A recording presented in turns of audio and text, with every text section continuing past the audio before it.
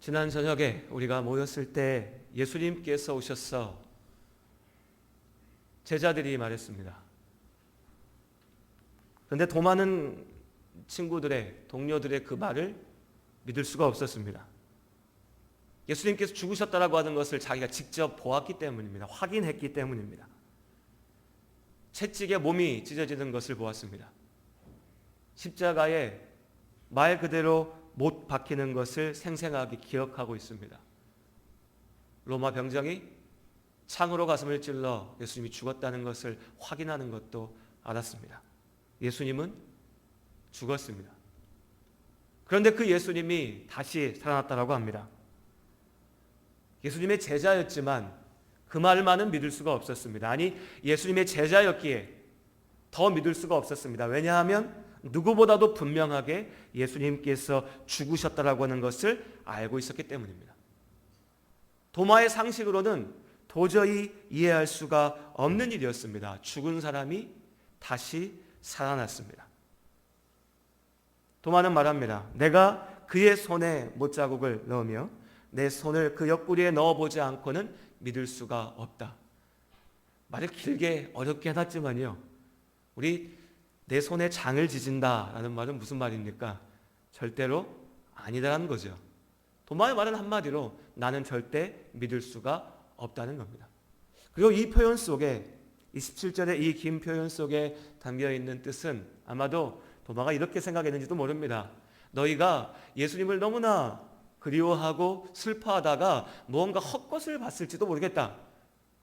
나는 그것도 믿지 않지만 너희가 그렇게 강하게 얘기하니, 예수님이 우리 가운데 계셨다라고 얘기하니까 내가 그 정도는 있을지 모른다고 생각은 해줘 볼게. 하지만 그건 다시 살아나신 게 아니야. 너희가 뭔가 착각한 거야. 잘못 본 거야. 내가 그 손에 못자국을 만져보면, 내가 그 옆구리의 상처에 손을 넣어보면 분명해질 거야. 너희가 본 건 다 가짜야. 믿을 수 없어. 나는 그런 것에 속지 않을 거야. 절대 믿지 않겠다고 하는 뜻을 도마가 분명하게 밝히죠. 그리고 여드레가 지났습니다. 26절이에요. 여드레, 안식 후 첫날, 그리고 다시 일주일이 지난 겁니다. 그러니까 예수님께서 죽으신 지 두 번째로 찾아온 주일입니다. 이 주일 다시 예수님의 제자들이 함께 모였습니다. 그리고 이 자리에는 도마도 있었습니다. 이들은 여전히 유대인들의 핍박과 공격이 두려웠습니다. 그래서 문을 다 걷어 잠그고 닫고 그 자리에 모여 있었죠.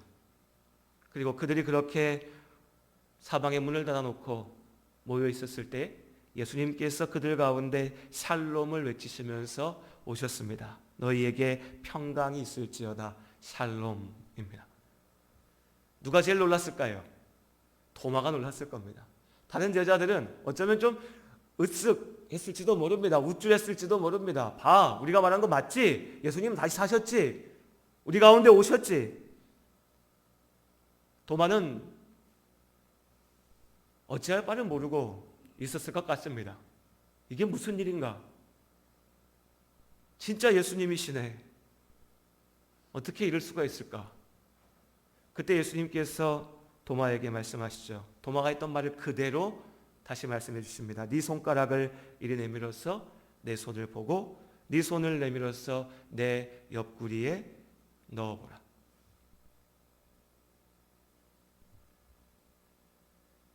오늘 이 말씀은 도마에게 믿음이 없음을 책망하시는 말씀이기도 하지만 저에게는 이 말씀이 언제나 큰 위로로 와 닿습니다. 우리가 각자 표현하는 방식은 달라도 우리는 예수님을 만났기 때문에 예수님을 믿습니다. 어떤 분들은 누가 예수를 만났다 그러면 되게 부럽고 신기하고 그렇습니다. 저 사람은 어디서 예수님을 어떻게 만났을까? 제가 어릴 적에 그랬어요.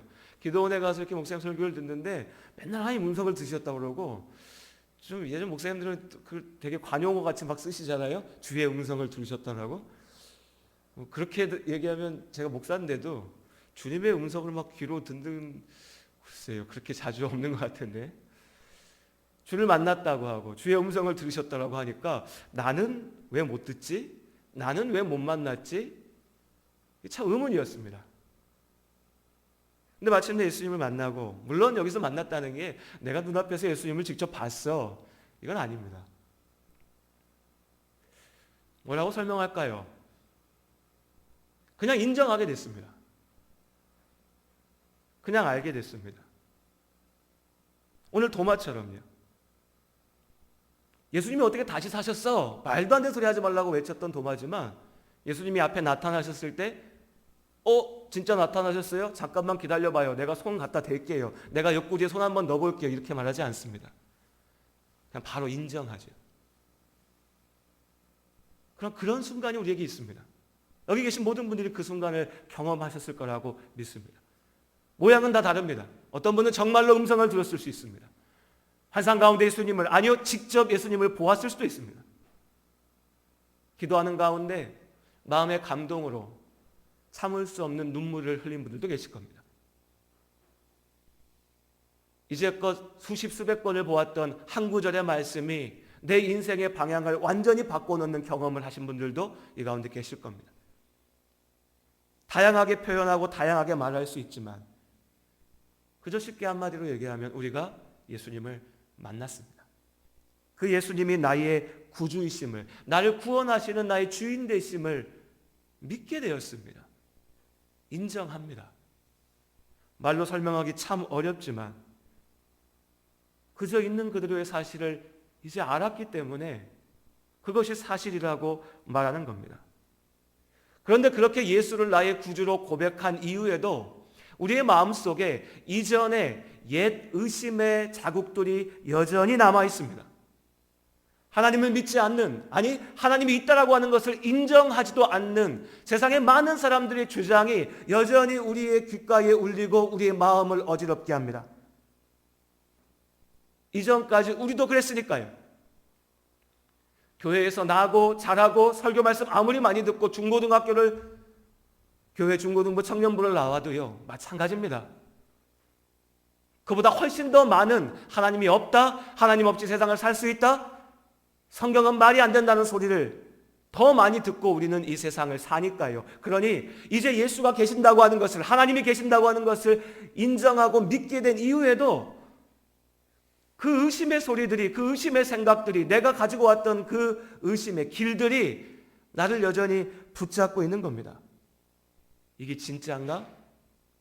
예수님 분명히 계시는데, 날 사랑하시는데, 그건 내가 이제 알겠는데, 그런데 진짜 하나님이 세상을 만드셨어? 아담과 하와가 죄를 지어서 쫓겨났다고? 노아의 방주가 있었다고?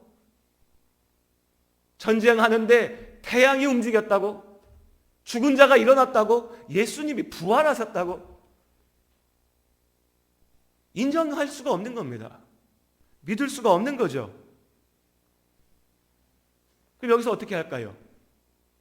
많은 사람들은요, 적당히 타협하고 맙니다. 나 교회는 다녀야 되는데, 예수님은 나 믿는 것 같은데, 하나님은 좋은 분 같은데, 근데 내가 머리로 다 이해되지 않는 게 있는데, 뭐 모르겠어, 그냥 머리 아픈 거 귀찮은 거 싫어, 그냥 믿으면 되지 뭐. 교회 안에서도 그렇게 많이 얘기하죠. 그게 은혜라고, 그냥 믿으면 된다고, 믿으라고. 믿음이 없으니까 그렇다고. 그냥 그렇게 적당하게 타협하고 넘어가 버립니다. 여러분, 그럼 어떻게 되는 줄 아세요? 겉으로는 잘 믿는 것 같습니다. 그런데 속으로는요, 여전히 그 의심의 자국들이 남아 있습니다. 하나님을 믿는다고 얘기하는데 내 마음은 여전히 불편합니다. 왜냐하면 내가 지금껏 사실이라고, 이게 진리라고 믿어왔던 것들과 하나님께 듣는 말씀이 충돌하니까요. 인정하지 않지만 마음 한구석에 성경 말씀 혹시 틀린 거 아니야? 무언가 좀 만들어진 얘기 아니야? 라고 하는 의심을 저 밑에 감춰놓고 그냥 하나님 믿는다라고 우리 그냥 속된 말로 퉁치고 넘어가는 겁니다. 그리고 그렇게 남겨둔 의심은요, 마치 피부 속에 박힌 작은 가시 조각이 시간이 지나서 썩어서 골마서 터져가는 것처럼 언젠가 분명히 우리의 믿음의 길 가운데 장애물로, 아픔으로 터져 나옵니다. 덮어놓고 믿어서 될 문제가 아니라는 거죠. 오늘 왜 이 도마에게 주신 말씀이 위로가 되냐고요? 예수님께서 도마에게 말씀하십니다. 네가 날 못 믿니? 난 진짜야. 믿지 못하겠다면 네 손을 나한테 갖다 대봐. 내 옆구리에 넣어봐. 내가 확인시켜 줄게. 이게 예수님의 대답입니다.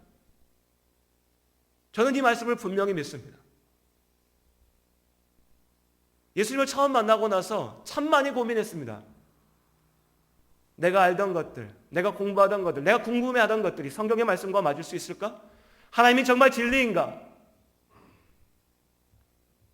정직한 마음으로 내가 하나님이 계심을 정직하게 인정하면서 그 모든 질문을 가지고 아버지 말씀 앞에 섰을 때 하나님께서는 하나하나 확인해 주십니다. 하나님의 말씀이 진리임을, 하나님이 살아계심을, 주님께서 나의 손을 붙잡고 계심을 알게 하십니다. 정직하게 질문하면 됩니다. 정직하게 질문하는 게 무엇입니까? 세상 사람들은요, 성경에 이게 맞아? 저게 맞아? 예수가 진짜 부활했어? 예수가 진짜 기적을 행했어? 라고 물을 때 정직하게 묻지 않습니다. 그들은 물을 때 이것이 다 거짓말이라고 생각하고 묻습니다. 이건 틀린 거야 라고 생각하고 묻습니다. 말도 안 되는 걸 왜 얘기해? 라고 묻습니다. 그러니까 시작부터 인정하지 않으려고, 믿지 않으려고 묻는 거죠. 우리는요, 있는 그대로 주님 앞에 나아가면 되는 겁니다. 하나님, 정말로 물의 심판이 있었습니까? 정직하게 물으면 하나님께서 우리의 그 질문 앞에 분명한 답을 주십니다. 정말 예수님께서 부활하셨습니까? 정직하게 물으면 하나님께서는 그 부활을 증거할 수 있는 수많은 이유들을, 증거들을 우리 앞에 이미 주신 줄로 믿습니다. 도마에게 말씀하신 것처럼 우리도 그렇게 믿게 하십니다. 그러니 여러분, 마음속에 성경의 말씀을 놓고 하나님을 두고 궁금한 게 있다면, 내가 잘 이해가 되지 않는 게 있다면, 내가 아직 잘 모르는 게 있다면 감춰두지 마시고요, 게을러서 저기다 던져두지 마시고요, 그 질문을, 그 의문을, 그 도전을 가지고서 하나님 앞에 나아가시기를 바랍니다. 믿음으로 물을 때 하나님께서 분명하게 답하십니다. 그리고 예수님의 말씀은 참으로 복된 길이, 그러나 이러한 의심, 어쩌면 우리의 정직한 의심조차도 넘어선다라고 하는 것을 말씀하고 계십니다. 너는 나를 본고로 믿느냐? 보지 못하고 믿는 자들은 복되도다 하시니라. 예수님께서 보지 못하고, 보지 않았지만 믿는 자들을 기뻐하신 줄로 압니다. 처음 예수님을 만났을 때를 한번 떠올려 보십시오. 내가 처음 예수를 믿게 되었을 때, 그때 하나님께서 특별하게 경험하시게 하시는 놀라운 일들이 참 많이 있습니다.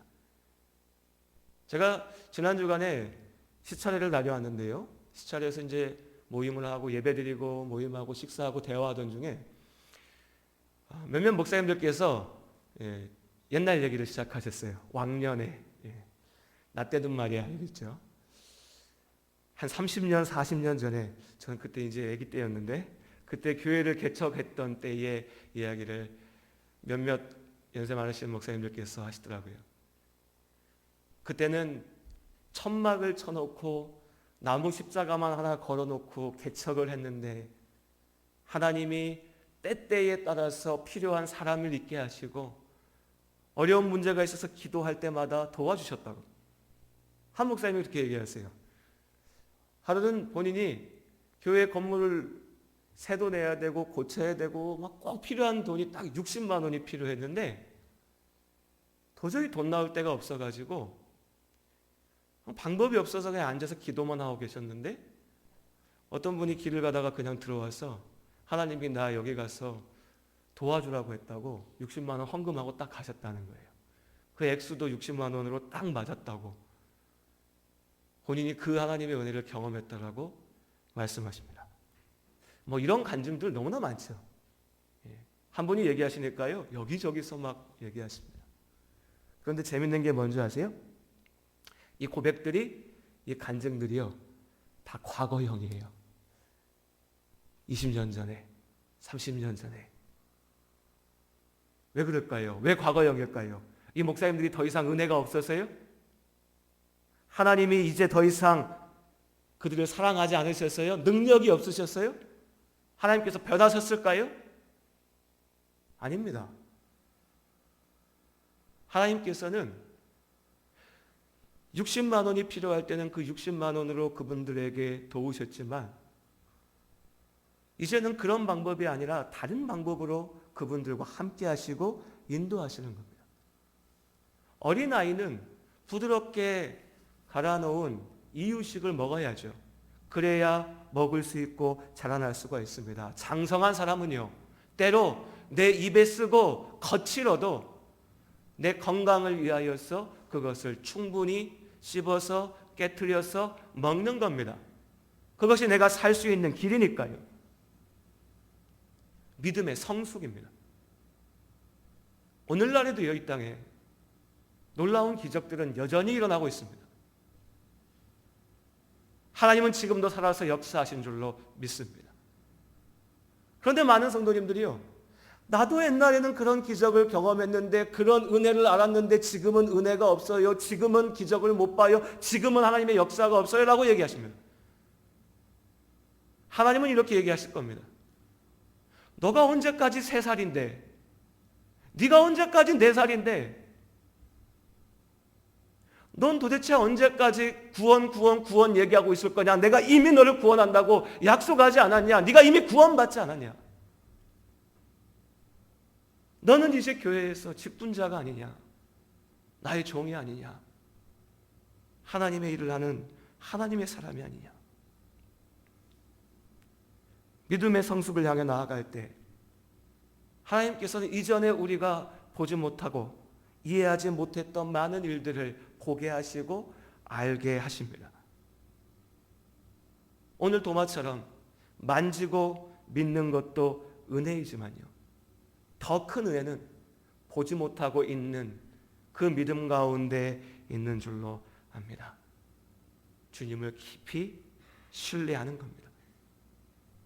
지금껏 우리가 인생의 길을 살아오면서, 믿음의 길을 나오면서 크고 작은 도전들 가운데 하나님께서 그 길을 비추시는 은혜를 보면서 그 놀라운 손길들을 붙잡으면서 주님을 믿었다면,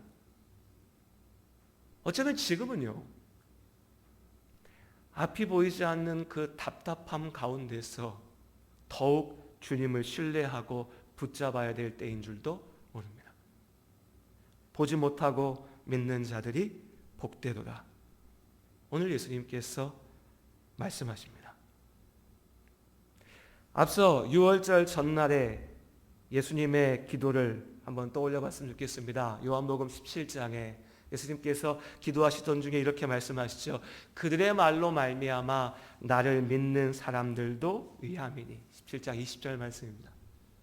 내가 지금 이렇게 기도하는 것은 아버지 하나님, 예수님께서 기도하십니다. 지금 내 앞에 있고 나의 말을 듣고 나를 보는 나의 제자들, 이들을 위함도 있지만요, 이들보다도 더욱 이제 전해지는 복음을 듣고 그 말로 말미암아서 보지 못했음에도 나를 믿는 그들을 위하여서 내가 기도합니다. 예수님께서 그렇게 기도하셨습니다. 우리를 위해서요. 6월절 이후 8해가 지났으나 그 자리에 있지 못했던 우리를 위해서 예수님께서 기도하셨습니다. 그리고 오늘 요한은요, 이제 이 책의 마지막에서 자신이 예수님에 대해서 증거하였던 이 요한복음이 기록된 목적에 대해서 분명하게 밝히고 있습니다. 요한복음은 예수를 보지 않고 믿는 자들을 위한 책입니다. 우리를 위한 책입니다. 예수님께서 이 땅 가운데 오셨던 그 짧은 시간 동안 그 곁에 함께 있었던 그들을 위한 것이 아니라, 그 시간이 아니라 지금 이때를 살면서 예수님을 육신으로 오신 예수님을 직접 보지는 못했지만 그 복음의 증거를 듣고 성령의 은혜 가운데 믿는 우리에게 주신 말씀이란 겁니다. 예수님께서 하나님의 아들 그리스도이심을 믿습니다. 믿고 그 이름에 힘입어서 우리가 생명을 얻었습니다. 이것이 이 복음서의 말씀을 우리에게 주신 하나님의 뜻이고, 이것이 이 말씀을 듣고 우리가 아버지 앞에 마땅히 고백해야 될 우리의 믿음의 고백인 겁니다. 주는 그리스도시고 우리에게 영생을 주시는 하나님이십니다. 우리가 믿음의 길을 걸어갈 때 우리 각자의 발목을 붙잡는 많은 도전들이 있습니다. 때로 그것은 내 자신의 약함과 부족함과 문제이고, 또 많은 때에 그것은 다른 사람들의 죄악됨과 다른 사람들의 연약함과 문제 때문입니다. 다르게 얘기해 볼까요? 사단의 도전입니다. 죄의 시험이죠. 그렇게 발목이 잡히고 걸려서 넘어지다 보면 어느새 우리는 내가 가는 이 믿음의 길의 본질을 잊어버릴 때가 많습니다. 인생의 목적을 잊어버리는 거죠. 왜 하나님께서 이 말씀을 주셨는지, 왜 예수님께서 나를 위해서 기도하셨는지를 잊어버리는 겁니다. 그 문제에만 매달리죠. 그 모든 문제들이, 우리의 발목을 붙잡는 그 모든 도전들이 어렵고 힘들고 괴로운 것이지만, 그래도 우리의 눈은, 우리의 귀는 예수님께서 우리에게 말씀하시는 그 본질, 그 목적을 향해 있어야 될 줄로 믿습니다. 우리는 예수 안에서 생명을 얻었고, 우리는 하나님을 영화롭게 하고 그 하나님을 즐기기 위하여, 즐거워하기 위하여서 살고 있습니다. 이것이 우리 인생의 목적이고 우리에게 주신 하나님의 축복입니다. 보이지 않아도 믿는 그 믿음 안에서 나아가는 우리 모든 성도님들, 우리 함께 나아가는 그 믿음의 길 가운데 주님의 은혜로 승리할 수 있기를 원합니다. 그리고 그 믿음 가운데 오늘 예수님께서 주시는 말씀처럼 너희에게 평강이 있을지어다, 샬롬의 축복이 모든 성도님들의 삶 가운데, 가정 가운데 함께 하시기를 축복합니다. 기도하겠습니다.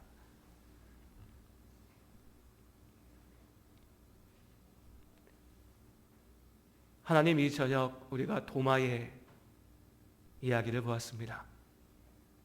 아니, 도마에게 답하신 예수님